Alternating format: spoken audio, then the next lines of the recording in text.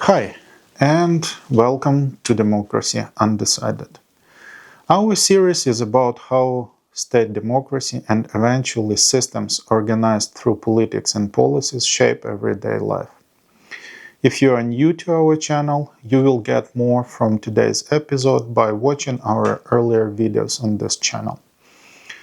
Those previous episodes were dedicated to the history of democracy and the history of justice, explained economics in simple terms, and introduced our 11 pillars of state safety for citizens.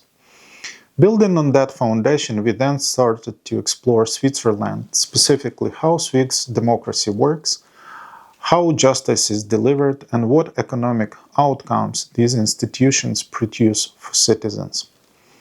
Today, we move from those Swiss economy outcomes to the engine that creates them, because understanding the economic engine shows why the results persist and how they can be improved. We will travel in three connected steps. First, the economy structure. Second, its day-to-day functioning. And third, the long-run strategy that naturally derives from those mechanics. Let us begin with structure. The sectors, assets, and cross-border flows that form Switzerland's economic backbone. We start with three-sector layout: primary, secondary, and tertiary, linked to each sector's share of GDP, employment, and the split between domestic use and exports. The primary sector is about taking natural resources from land, water, or the ground. In the Switzerland, that means farming, forestry, and small-scale quarrying. Think dairy and meat from cattle, grains and potatoes, sugar, beets, and vineyards, horticulture plus timber and stone and cement inputs. In size, it is small in output but visible in work, about 0.6% of GDP and roughly 2.3% of jobs. Most of this production is used at home, supplying food and wood. Only a minority share is sold abroad as raw or minimally processed inputs. It is important to keep in mind one rule of classification. Farming is primary, but turning milk into cheese at a plant is a secondary. The secondary sector transforms materials produced by the primary sector and builds assets. In Switzerland, that is pharmaceutical and chemicals, precision machinery and instruments, medical devices, watchmaking, metals and plastics, food and beverage processing like chocolate and coffee roasting, technical textiles, and the whole of construction, buildings, transport, and energy infrastructure. Together, industry adds about 24 to 25% of GDP and around 20% of employment. Within that, manufacturing is about 18% of GDP and is highly export-oriented. Roughly two-thirds of output ultimately serves foreign customers through direct sales or global value chains. Contrary, construction industry is local and used mostly at home, shaping assets and networks the rest of the economy relies on. The tertiary sector provides services to people and firms, including the knowledge work that stitches the system together. This includes finance and insurance, reinsurance too, ICT and software, engineering, design, consulting and legal, logistics and rail, tourism and hospitality from hotels to mountain resorts, wholesale and retail trade, health and education, media and creative industries, and public administration. Services are the backbone of the Swiss economy at about 72% of GDP and 78% of jobs. Most services activity is consumed domestically by households, firms, and government, yet a significant minority is sold to the world: banking, reinsurance, logistics, and tourism directly, and an even larger slice of embedded inside goods exports through design, R&D, marketing, and finance that travel with Swiss products. Now that the sector picture is clear, let us look at who makes it work. The mix of small specialists mid-sized champions, and few Swiss-based global lead companies that shape Switzerland's supply chain tiers. Switzerland's economy is built as a dense network of small and mid-sized firms anchored by a handful of global leaders. Small and medium-sized enterprises, SMEs, make up over 99% of all companies and provide around two-thirds of private sector jobs, so the backbone is truly entrepreneurial and local. Within that backbone sits a special group often called mid-sized champions, expert-driven engineering-heavy firms that dominate narrow global niches while staying relatively low profile. Switzerland hosts a large number of these hidden champions per capita, which helps explain the country's depth in precision markets. Around them stand a few large anchors, notably in pharmaceuticals, chemicals, machinery, and finance, that set standards, open sales channels worldwide, and invest in R&D and training that spills over to their suppliers. Together, they form clear supply chain tiers. Tier 1 integrators that assemble systems and sell to global customers. Tier 2 specialists that machine, code, measure, or program critical components. And Tier 3 microshops that deliver ultra-niche parts and services on short lead times. A surrounding ring of services, design, testing, certification, logistics, finance keeps the whole chain reliable. In this structure, many SMEs export indirectly. They do not ship abroad themselves, but their value enters exports through Tier 1 partners. Exactly what trade in value added data captures when it traces domestic content embedded in goods and services sold to the world. The result is a market shape that balances scale and flexibility. Anchors pull Swiss products into global markets, while thousands of smaller firms keep quality high, cost disciplined, and delivery time short. That mix is central to how the economy functions day to day, and to the resilience we will point to later in the strategy section.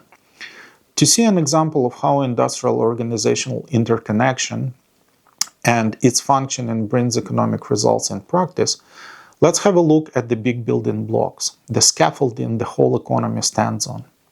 First, existing economy infrastructure assets and future investments in their operation and maintenance. Each year, Switzerland finishes on the order of 40 to 50,000 new homes, while engineering and construction industries quietly expands and maintains the rails, roads, bridges, and energy corridors that keep factories and offices reachable. The public road network runs to more than 80,000 kilometers, tied into a dense, almost fully electrified rail grid. Second, the energy system footprint. In a normal year, Switzerland generates around 80 terawatt-hours of electricity, with hydropower supplying about 3/5, nuclear roughly a third, and the fast-growing solar, wind, and biomass filling the rest. Imported fuels still cover most heating and transport, so reliability and prices here feed straight into the business costs. Third, the digital and standards layer.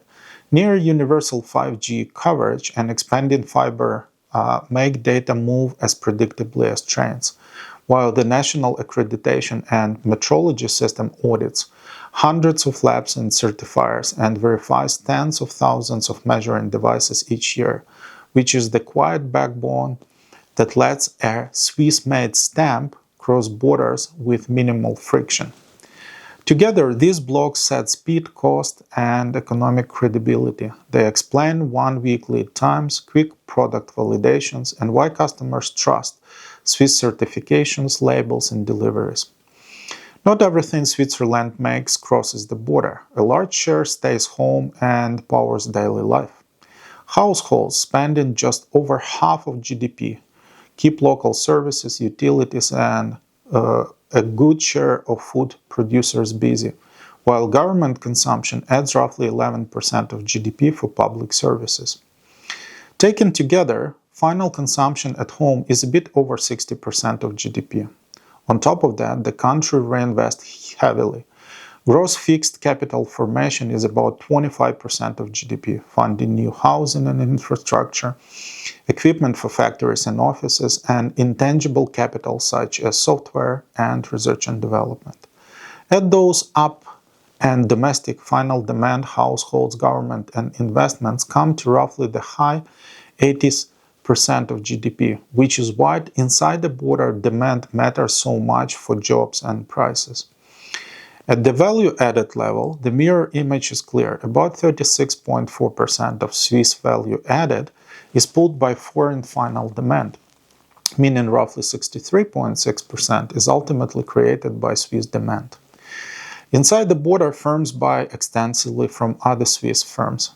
Specialty chemicals and components, machinery and ICT support, engineering, design, testing, certification, and finance, with services playing an outsized role even in goods production. In fact, services make up more than a half of the value embedded in Switzerland's exports, underscoring how strong those businesses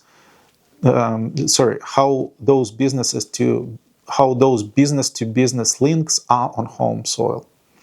Across the border, Switzerland sells mostly high-value science-based goods plus precision hardware and watches. In 2024, chemical and pharmaceutical products made up almost up to 53% of merchandise export, with machine and electronics 11.3%, watches at 9.2%, and precision instruments at 6.1%, a profile that explains why know-how and quality standards matter so much. Energy shipments are marginal on the export side, about 1.7%.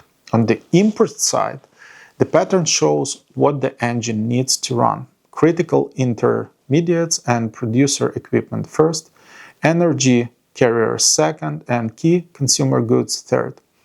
In 2024, chemical and pharmaceutical inputs were 33.8% of imports, machines and electronics 14.8%, vehicles 9%, metals 6.7%, energy sources 4.6%, reflecting lower energy prices that year.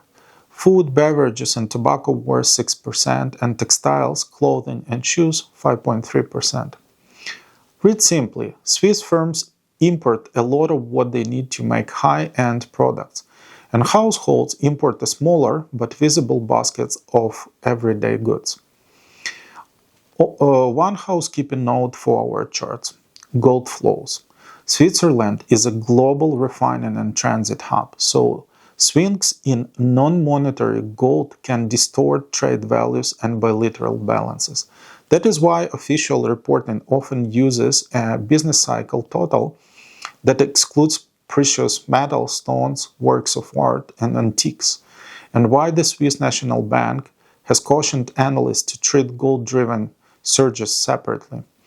We will follow the same rule in visuals, so the economic picture is not skewed by bullion traffic. Swiss households are persistent savers. Net savings sits in the high teens as a share of disposable income, so a large pool of domestic capital forms at home each year. These savings show up as rising financial wealth. By end 2024, households held 3.146 trillion in financial assets, up 120 billion year on year.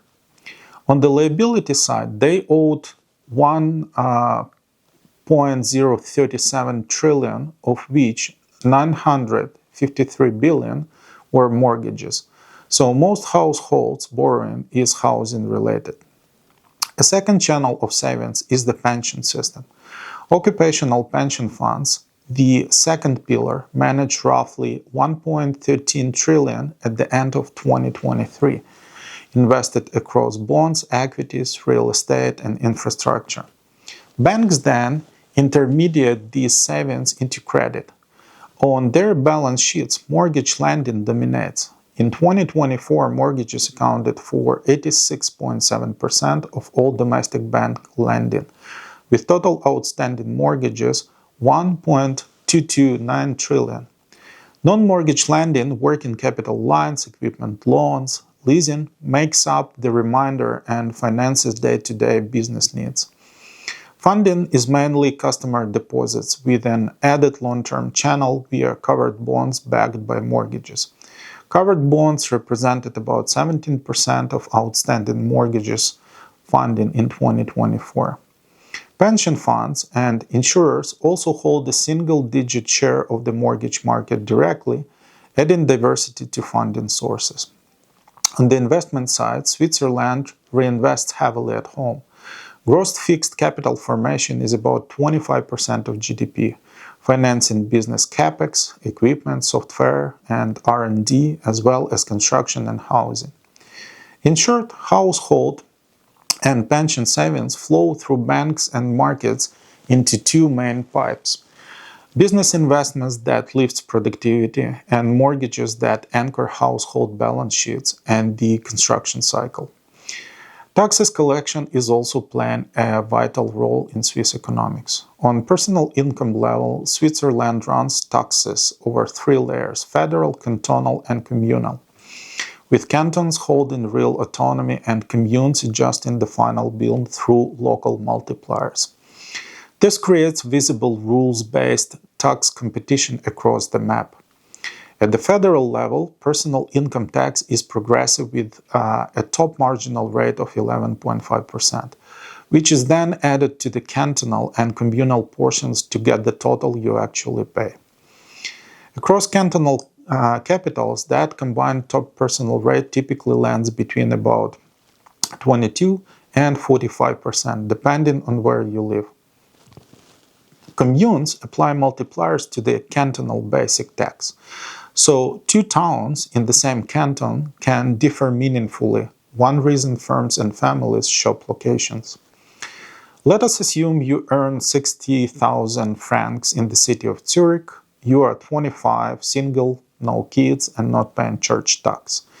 Your combined income tax, federal plus cantonal plus communal, comes to about 3,450 francs for the year. Roughly 600 to 700 federal, the rest cantonal and commune. Mandatory social insurance for old age and survivors insurance, disability insurance, and loss of earnings compensation withhold 5.3% of your total earnings, about 3,200, and unemployment insurance withhold 1.1%, about 660. Your occupational pension at the age of 25 is roughly 3.5% of the coordinated salary, which is about 1,200 francs. Non-occupational accident insurance is employer plan dependent, assuming a typical 2%, that is about 1,200 francs. After these withholdings, you take home pay is roughly 50,300 francs per year, or about 4,200 per month. This excludes your separate health insurance premium and any personal deductions or church tax, which would change the exact figures. On the business side, the federal corporate income tax is flat, 8.5% on profit after tax, or about 7.83% on a before-tax basis, to which cantonal and communal corporate rates are added. The nationwide combined corporate rate average about 14.4% in 2025, but ranges by canton. Zug sits around 11.8 to 11.9, while Bern is near 20.5, a spread that illustrates how location choices tied into the corporate strategy. For completeness, the value-added tax that hits final spending is 8.1% standard, with 2.6% reduced rate applied to basic goods, such as most food and non-alcoholic beverages, medicines, books, and newspaper, and 3.8% for hotel accommodation, which stays low by European standards and keeps their consumption layer relatively light. In short, One predictable rule set, 3 levels, and transparent differences that households and companies can plan around. Collection of taxes is a vital aspect for state operation, but more important, where they are going. Here's the high-level picture in one block. Cantons and communes together raise a little over half of all public tax revenues, while the Confederation raises the rest. A decentralized split that has been stable in recent years. In 2024, the Confederation collected $84.2 billion in ordinary revenues. The 3 largest sources were direct federal tax, around $30 billion, value-added tax, around $27 billion, and withholding tax at around $7 billion, which together made up about 3/4 of the total. The federal budget acts largely as a transfer budget, and its biggest task area is social welfare, including pensions, disability, and health insurance subsidies. In 2024, federal spending by task area was led by social welfare, around $30 billion, then transport, around $11 billion, education and research, around $8.5 billion, security, almost $7 billion, agriculture, $3.7 billion, and international cooperation, around $3.7 billion as well. Below that, cantons are the heavy lifter for health, their largest item, and also finance a big share of education, policing and justice, and regional transport. Communes focus on a primary education and local services. Education is roughly 3/10 of local outlays, and communes carry large shares of housing and community amenities, environmental protection, recreation, and culture. Let's now move on to the functioning of the economy. Day to day, Switzerland runs on a domestic demand loop that is steady rather than flashy. Household spending, just over half of GDP, keeps local services, utilities, and good share of food producers busy, while government consumption adds another slice of predictable demand. Together, they form the base that most firms plan around. When wages rise, with productivity and prices stay disciplined, paychecks hold their buying power. So consumption feeds back into orders for Swiss suppliers instead of being eroded by inflation. Investment, roughly 1/4 of GDP, then amplifies the loop. The new housing, labs, equipment, software, and R&D create today's work and tomorrow's capacity. Firms manage the short term with lean inventories and reliable logistics. When demand softens, they trim shifts and redraw delivery schedules before they cut capabilities, which helps keep know-how intact for the next upswing.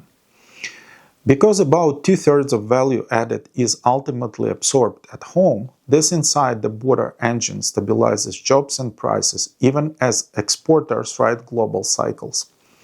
In short, disciplined wages and prices support consumption. Consumption and investment support firms, and firms, by adjusting inventories rather than employment, keep the loop turning smoothly. Behind that loop sits a simple rule. Wages rise with productivity and prices stay anchored by competition. Sector agreements and firm-level bargaining focus on real purchasing power. So pay increases are paced by efficiency gains rather than wishful thinking. Open markets add discipline. If domestic cost drifts, imports competition and export margins quickly flag the problem. Firms respond by investing in process quality and automation instead of pushing across the border price hikes. The result is low unit cost drift, fewer wage price spirals, and paychecks to keep their bite. That quiet mechanism is why households can plan and businesses can quote fixed prices with confidence. Trains that run on time and roads kept in shape are not postcard details, they are balance sheet items. Reliable freight slots and predictable border processing cut delivery uncertainty, which lets firms hold lean inventories and tie up less working capital. Dense intermodal links like railroad to road to air shrink time to market for exporters and shorten service response times at home. When transport is punctual and permits are predictable, project delays do not snowball into the cost blowouts. Even small suppliers benefit because they can promise tight lead times without padding quotes for risk. In practice, logistics reliably shows up as lower price and steadier margins. Switzerland's job market works because its pipes are tidy. The dual education system fits skilled workers into firms early, while lifelong training keeps mid-career skills current. Matching is active rather than passive. Regional offices, industry bodies, and employer networks move people towards vacancies instead of waiting for the perfect resumes or CVs. Selective migration fills genuine gaps, and recognition channels convert firm credentials into usable skills. Contracts are flexible enough for firms to adjust hours before shedding talent, which preserves know-how through slowdowns. The net effect is low long-term unemployment and quick re-entry when the cycles turn. Price stability is treated as infrastructure too. An independent central bank targets low stable inflation using a clear toolkit, and the world safe haven franc is managed with the real economy in mind, not as a vanity metric. On the ground, high household savings and robust pension create a steady pool of domestic capital. Banks convert that savings into the mortgages and business credit with conservative underwriting that keeps shocks contained. Firms know the rules, so funding plans are built on predictable cost rather than volatile swings. Innovation is organized as a pipeline, not as a slogan. Universities and federal institutes push frontier research. Applied programs coach teams from prototype to pilot, and strong intellectual property enforcement gives investors confidence to scale. Supplier ecosystems matter as much as headline brands. Metrology labs, certification bodies, and specialist tool makers turn ideas into reliable parts and the processes. SMEs are the main adopters, adding sensors, software, and new materials into existing niches rather than betting the company on moonshots. Because the pipeline runs continuously, experts renew themselves without boom and bust R&D theatrics. That is how precision becomes a habit, not a one-off win. Resilience is designed in, not wished for. Export markets are diversified, so a slump in one region becomes a dent, not a crater. Energy supply is hedged with a clean domestic core and contracts or reserves for tight periods.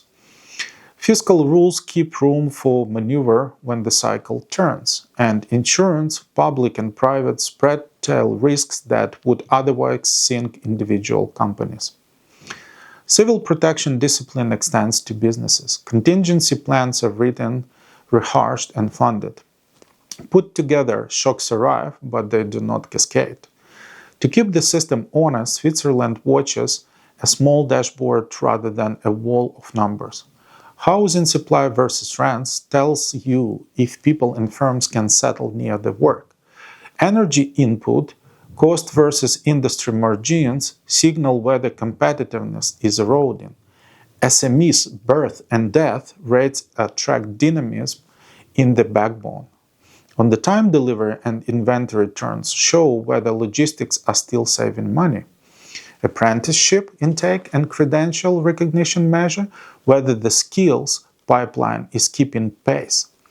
If these gauges drift, policy and corporate strategy adjust before problems harden into the crisis. Let's now move to strategy. Now that we have seen how Switzerland is built and how it runs, we can read the direction of travel, namely on the long-run strategy that naturally follows from those mechanics. Skills and innovation sit at the core, because the talent pipeline must stay full and the idea pipeline must keep moving, so prototypes become products on a steady cadence. Strategic thrift guides choices as households and firms save more, use leverage carefully, and favor maintenance and small upgrades that compound into competitiveness. Swiss households and businesses invest inside and out, since labs, automation, housing, and grids need deepening at home, while targeted foreign investments secure channels, brand, and optionality abroad. Clusters and quality strategy continues as regional specialization certifications and metrology combined with after-sales excellence to turn niches into modes and to sustain the Swiss-made trust premium.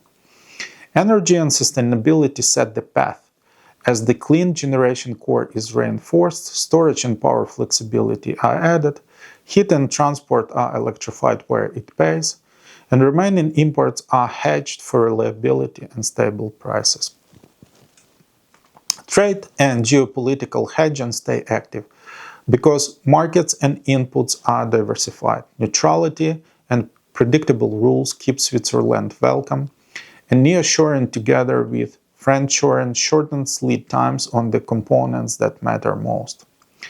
Intellectual property regulation and ease of doing business remain predictable, since fast company formation, short permit lead times, firm IP enforcement, and efficient dispute resolution keep investment plans on track.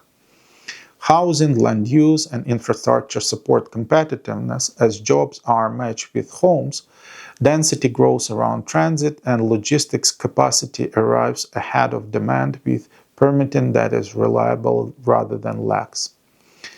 Demographic and talent attraction stay selective and integrative because skills are recognized quickly, language and retraining are supported, and retention is measured so people who raise productivity can stay. Digital and AI adoption starts with small and medium-sized enterprises. As cloud ERP, sensorized machinery, shared data standards, and practical AI move onto the shop floor to lift uptime and quality rather than deliver demos. Fiscal prudence and pensions protect the stabilizers, since disciplined budgets, sustainable funds, and low-risk premia keep financing costs boring, which is exactly how the domestic demand loop likes them. Resilience becomes a daily practice as strategic reserves, financial backstops, and alternative suppliers are maintained, and contingency plans are rehearsed so when stress hits the system bends, reroutes, and keeps working. This was Democracy Undecided, our look at the Swiss-made economy through structure, functioning, and strategy. If you are new here, watch our earlier videos on the history of democracy and justice, our simple guide to economics, the 11 pillars of state safety for citizens, and the Swiss episodes on democracy, justice, and economic outcomes. If this episode helped you see how systems shape everyday life, explore the rest of the series and share it with someone who will enjoy it as well. Stay with us for the next chapters as we build out the Swiss-made series and keep tracking the same pillars across future episodes and countries. Subscribe and leave your questions and suggestions. We will use your inputs to refine our analysis. Thank you for watching and see you in the next episode.